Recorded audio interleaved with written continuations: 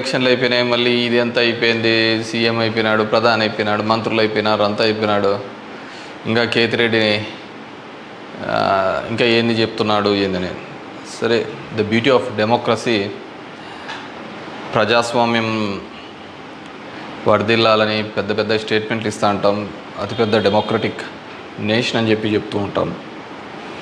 కానీ ప్రతి చోట కూడా ఏం జరుగుతుంది, ఏం జరిగిందని నేను 2014లో చూసా. దొంగ ఓట్ల ఎక్కించుకునే కార్యక్రమం, దాని మీద విపరీతంగా ఫైట్ చేయడం జరిగింది. తర్వాత దాన్ని ఆధార్ కార్డుతో లింక్ చేయాలని తీసుకున్నారు, కానీ మ్యాండేటరీ కాదు అనేది కూడా ఒక లింక్ పెట్టి తీసుకున్నారు. ఎందుకంటే మనకు అలా దరిద్రం ఉంది. గ్యాస్ సిలిండర్లు కావాలన్నా ఆధార్ కార్డుకి లింకు కావాలా, లేకుంటే ప్రతిదానికి ఆధార్ కార్డుతో ఉండాలి అని చెప్తారు. కానీ ప్రజాస్వామ్యాన్ని నిలబెట్టేది మాత్రం ఆధార్ కార్డుతో మ్యాండేటరీ కాదు అని చెప్పి ఇచ్చినారు. మరి మిగతా దానికందరికీ మ్యాండేటరీ ఎందుకైందో, దీనికి ఎందుకు ఖచ్చితంగా ఇవ్వాలి అనేది మాత్రం మరి ఆదేశించలేకపోయింది. సరే, వాటి మీద, దొంగ ఓట్ల మీద అదేవిధంగానే ఇప్పటికీ కూడా ప్రతి నియోజకవర్గంలో 10 నుంచి 20,000, 30,000 వరకు దొంగ ఓట్లతోనే ప్రజాస్వామ్యం గెలుపోవటంను డిసైడ్ చేసే పరిస్థితులు ఉన్నాయి. కానీ నన్ను ఎట్లాగో ఎలక్షన్స్ అయిపోయినాయి, ఓడిపోవడం జరిగింది. కానీ దీనికి సంబంధించి ఏ విధంగా ప్రతి ఒక్కటి చోట కూడా ఈవీఎంస్ అనేది ఇప్పుడు పెద్ద క్వశ్చన్ మార్క్. ఏం జరుగుతుంది, ఏ విధంగా అని చెప్పేసి డే 1 ఈ ఎలక్షన్ ప్రాసెస్ అంతా కూడా మనం చూస్తే తప్ప, ఎలక్షన్ ప్రాసెస్ చూస్తే కరెక్ట్ ఎలక్షన్స్కి ఒక వారం 10 రోజుల ముందు, నోటిఫికేషన్కి వారం 10 రోజుల ముందు అక్కడున్న ఎలక్షన్ కమిషన్ మెంబరు గోయల్ అనే అతను రిజైన్ చేస్తాడు. ఎందుకు రిజైన్ చేస్తాడో, ఏ దానికి చేస్తాడో తెలీదు. తర్వాత అంతకుముందు వరకు ఉన్న ఒక చట్టం, ఒక ఎలక్షన్ కమిషన్లో ఒక మెంబర్ని అపాయింట్ చేయాలన్న దానికి ప్రధానమంత్రి, ప్రతిపక్ష నాయకుడు, చీఫ్ జస్టిస్ ఆఫ్ ఇండియా ఈ ముగ్గురు సమక్షంలో ఎన్నుకోవాల్సిన దాన్ని మళ్ళీ ఒక కొత్త చట్టం తీసుకొని వచ్చి ప్రతిపక్ష నాయకుడు, ప్రధానమంత్రి, క్యాబినెట్ సహచరుడు అని పెట్టి తీసుకొని వచ్చి ఒక కొత్త వ్యక్తిని తీసుకొని రావడం జరిగింది. అది మనం అందరం కూడా చూడడం జరిగింది. కానీ ఏం చేస్తారంటే బ్యూటీ ఆఫ్ డెమోక్రసీ, ఏ విధంగా కావాలంటే వాళ్ళ ఆ విధంగా చేయడం జరిగింది. ఈరోజు నేను కొన్ని ఉదాహరణలతో, నేను ఆంధ్రప్రదేశ్ దీని గురించి మాట్లాడితే మీరు ఇట్లా ఓడిపోయినారు కాబట్టి ఏమైనా చెప్తా అంటారు, ఏమైనా మాట్లాడుతూ అంటారు, ఏం అప్పుడు లేదా ఇప్పుడు లేదా అని కూడా మాట్లాడుతూ ఉంటారు. నేను ఇంతకుముందు కూడా చెప్పా, ఏ విధంగా కేవలం ఒకటి మాత్రమే ప్రశాంత్ కిషోర్ ఏ విధంగా చెప్తాడు, కేకే సర్వే అనే వాళ్ళు ఏ విధంగా చెప్తారు, లేకుంటే అశ్విని దత్ అనే అతను ఏ విధంగా చెప్తాడు 160 అని చెప్పేసి. ఎందుకంటే ప్రజల నాడి ఎవరికి దొరకలేదు, అందలేదు అనేది వాస్తవం. అలాంటప్పుడు వీళ్ళు ఏమాత్రం గ్రౌండ్ రిపోర్టు చేయని వీళ్ళకి ఏ విధంగా తెలుస్తుంది. వన్ థింగ్ ఏదైనప్పటికీ కూడా నేను కొన్ని పత్రికల్లో వచ్చిన ఆర్టికల్స్, అదేవిధంగా మిగతా దానిలోకి వచ్చిన ఆర్టికల్స్ని దృష్టిలో ఉంచుకొని మీ ముందు కొన్ని ఉదాహరణలు తీసుకొని రావదలుచుకున్నాను. ఇక్కడ చూసినామంటే తమిళనాడు రాష్ట్రంలో తిరువల్లూరు నియోజకవర్గంలో ఇది పార్లమెంట్ వైజ్గా నేను చెప్తున్నాను, టోటల్ 14,30,738 ఓట్లు పోల్ అయింటే, కానీ ఈవీఎం మాత్రం కౌంట్ చేసినప్పుడు 14,13,941 ఓట్లు 47 ఓట్లు చూపించాడు. అంటే 16,791 ఓట్లు కౌంటింగ్ చేసిన దానికంటే పోలైన ఓట్లు తక్కువగా ఉన్నాయి తిరువల్లూరు అనే విధంగా. అదేవిధంగా అస్సాంలో చూస్తే 10,760 ఓట్లు తగ్గినాయి.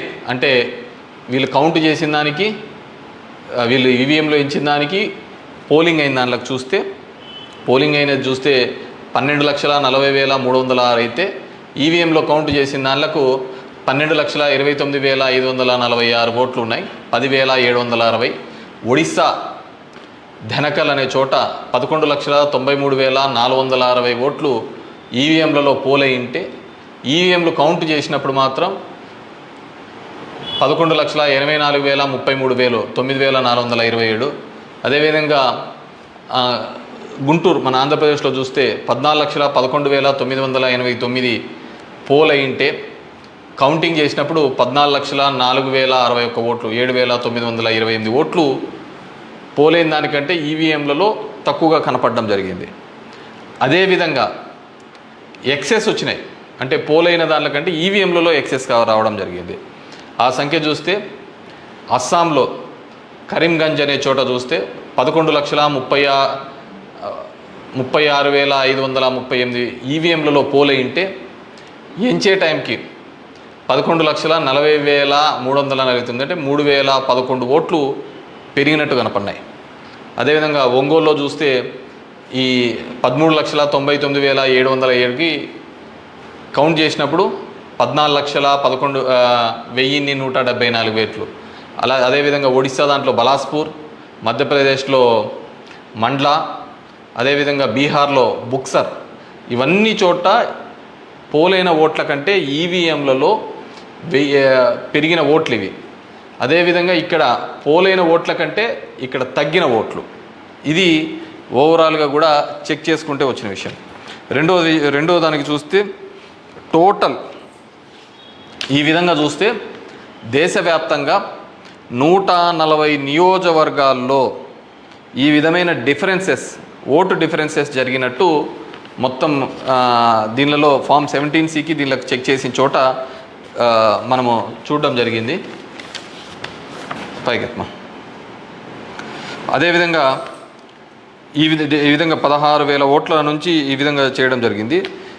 మే 25 ఈసీ రిలీజ్ చేసిన దాని ప్రకారము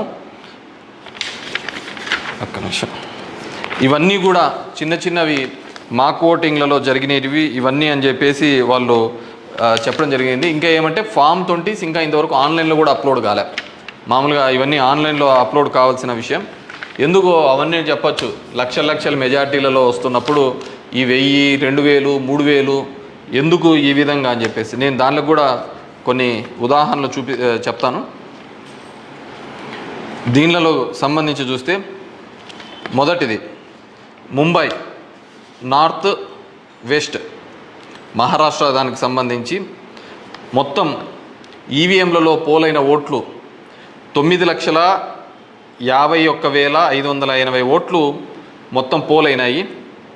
కానీ ఈవీఎంలు లెక్కేసినప్పుడు దాంట్లో 9,51,582 ఓట్లు ఈవీఎంలు మాత్రం కౌంటెడ్గా కనిపినాయి. అంటే ఆడ లెక్క చేసిన దానికి దీనిలకు సంబంధించి తేడా కనపడడం జరిగింది. కానీ అక్కడ ఏం జరిగిందంటే శివసేన యూబీటీ అభ్యర్థి డిఫీటింగ్ అమోల్ గజనన్ అనే అతన్ని 48 ఓట్లతో మాత్రమే అక్కడ ఓడించడం జరిగింది. అదేవిధంగా సెకండ్ కేసులో చూసినాము అంటే జైపూర్ రూరల్లో రాజస్థాన్లో 12,38,818 ఓట్లు ఈవీఎంల ద్వారా పోలయింటే కానీ ఈవీఎంలలో లెక్కించినప్పుడు మాత్రం అది 12,37,966 ఓట్లుగా మాత్రమే చేయడం జరిగింది. 852 ఓట్లు అక్కడ కౌంట్ కాలే. 852 ఓట్లు అక్కడ కౌంట్ కాలేదు. బీజేపీకి సంబంధించిన రావు రాజేందర్ సింగ్ అనే అతను ఈ సీట్ని గెలవడం జరిగింది. అతను గెలిచిన దానికి మార్జిన్ 1,615 ఓట్లు, 1,615 ఓట్లతో ఆయన గెలవడం జరిగింది. 1,600. కానీ అక్కడ వచ్చిన తేడా 852.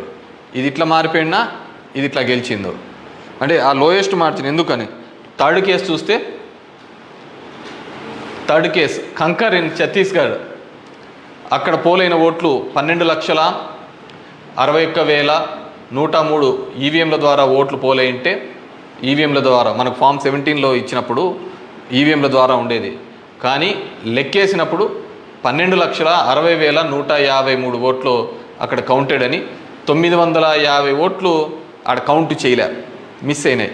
ఎట్లా మిస్ అయినాయో తెలియటంలే, ఎక్కడ కనపడటంలే. దాని ద్వారా బీజేపీకి సంబంధించిన భోరో రాజ్ నాగ్ అనే ఇతను గెలవడం జరిగింది. 1884 ఓట్లతో గెలవడం జరిగింది ఇతను. Fourth case Farrukhabad in Uttar Pradesh. 10,32,244 EVM ఓట్లు పోల్డ్ అయితే, కానీ ఈవీఎంలలో చెక్ చేస్తే ఫామ్ 17 ఒక విధంగా ఉంది, దీనిలో చెక్ చేస్తే 10,31,740 ఈవీఎం ఓట్స్తో ఉన్నాయి. 460 ఓట్లు కౌంట్ చేయలేదు. ముఖేష్ రాజ్పుత్ అనే అతను గెలిచినది 2,678 ఓట్లతో. ఇటు గెలుపోవటంలో కంటే మార్జిన్ కంటే అసలు ఈ ఓట్లన్నీ ఎక్కడికి పోతున్నాయి, ఎక్కడికి మిస్ అయిపోతున్నాయి. అండ్ ఈ కేసులలో చూస్తే ఇవి అసలు వీవీప్యాట్లను కౌంట్ చేయాలని, అదేవిధంగా 100% ఇవన్నీ మాల్ ఫంక్షన్గా జరుగుతున్నాయని చెప్పినా కానీ మార్జినల్ ఎర్రర్ అని, అదేవిధంగా సర్ప్లస్ ఓట్లు ఎందుకు వచ్చినాయనే విషయాన్ని ఇంతవరకు కూడా ఎలక్షన్ కమిషన్ చెప్పలేకపోయింది. అదేవిధంగా పార్లమెంట్ వైజ్గా ఎక్కడ తగ్గినాయి ఏ విధంగా అని చెప్పేసి ఇంతవరకు ఒక స్టేట్మెంట్, ఒక రీజనబుల్ స్టేట్మెంట్ కూడా ఇవ్వలేకపోయింది. ఈవీఎంలలో ప్రతి దానిలోనూ కూడా ప్రతి పార్లమెంటుకు సంబంధించి ఈ విధంగా తక్కువ ఎక్కువ వచ్చినట్టు కూడా వాళ్ళు చూపించలేని పరిస్థితి. ఎందుకంటే ఇది గెలుపోవటంలో సంబంధించిన సమస్య కాదు. ఎలక్షన్ కమిషన్ ఇంకా ఫామ్ 20 అనేది అప్లోడ్ కాకపోవడం, ఎలక్షన్ కమిషన్ కేవలం ఒక 10 రోజుల ముందు ఎందుకు అతను రిజైన్ చేసినాడు, ఏ కారణాల వల్ల రిజైన్ చేసినాడు, ఎన్నుకునే పద్ధతిలో పాత పద్ధతిని తీసేసి కొత్త పద్ధతి ద్వారా ఎందుకు ఎన్నుకోవాల్సి వచ్చింది, ఎందుకు మిగతా వాళ్ళందరూ కూడా చాలా అర్లీగా ఇది 400 అని ప్రిడిక్ట్ చేస్తూ ఒక భావన చెప్పడం. మనం టీవీలలో కూడా చూసినామంటే ఆంధ్రప్రదేశ్లో 9:30-10 కల్లా కూడా అసలు కౌంటింగ్లో అనేది ఒక రీజనబుల్ రానిదే 100, 150, 120 అని ప్రొజెక్ట్ చేసినారు. అసలుకు వైసీపీ సీట్లు 25 కంటే దాటి చూపిలా. అసలుకు మొదట అర్ధ గంటలోనే మొత్తం నియోజకవర్గం అంతా ఏ విధంగా చూపిస్తారు, మొత్తం రాష్ట్రం అంతా ఏ విధంగా రిప్రజెంట్ చేస్తారు. సో ఆ విధంగా రిప్రజెంట్ చేయడానికి ఏంటంటే బేసిక్గా అక్కడున్న ఏజెంట్లు కావచ్చు, అధికారులు కావచ్చు, వన్ సైడెడ్గా పోవడం కోసం ఆ విధంగా చేసినారు. ఆ విధంగానే ఉండడంతో ఆల్మోస్ట్ వాళ్ళందరూ కూడా 10:30 నుంచి బయటికి రావడం మొదలుపెట్టినారు. ఏం జరిగింది అనేది అసలు ఎవరికే కానీ అర్థం కాలేదు. టీవీలలో చూసినాము అంటే అసలు 8:30 అంటే 9:30 కల్లా 100-150 సీట్ల లేక వచ్చేసినాయని ఎలివేషన్స్ అన్నీ ఇవ్వడం జరిగింది. సో ఏ విధంగా మీడియా ఎలక్షన్ కమిషన్ వెబ్సైట్లలో పెట్టలేదు, అక్కడ ఆ విధంగా ప్రాజెక్టు కాలేదు. కానీ వీళ్ళంటూ వీళ్ళే మొదటే చేయడం వల్ల ఏంటంటే దానివల్ల ఏజెంట్లు అక్కడ నుంచి వెళ్ళిపోతారని చెప్పేసి, అదేవిధంగా ఉద్యోగస్తులందరూ కూడా వన్ సైడెడ్గా జరిగిపోతే ఏజెంట్లు అందరూ పోయినారంటే వీళ్ళు రాసుకునేదే రాత అయిపోతుంది కదా. సో ఆ విధంగా అబ్జల్యూట్ మెజారిటీస్ ఇదైతే అంటది. అదేవిధంగా సో ఇదంతా కూడా మనం నిజమైన ప్రజాస్వామ్యంలో దొంగ ఓట్ల మీద ఉన్నామా, లేకుంటే ఈవీఎంలో మిషనరీస్ మీద పనిచేస్తున్నామా, నాకు ఓడిపోయినానని నేను బాధతో కాదుగా చెప్తున్నానని కానీ అందుకే నేను ఆంధ్రప్రదేశ్ స్టేట్ గురించి ఎక్కడ చెప్పలే.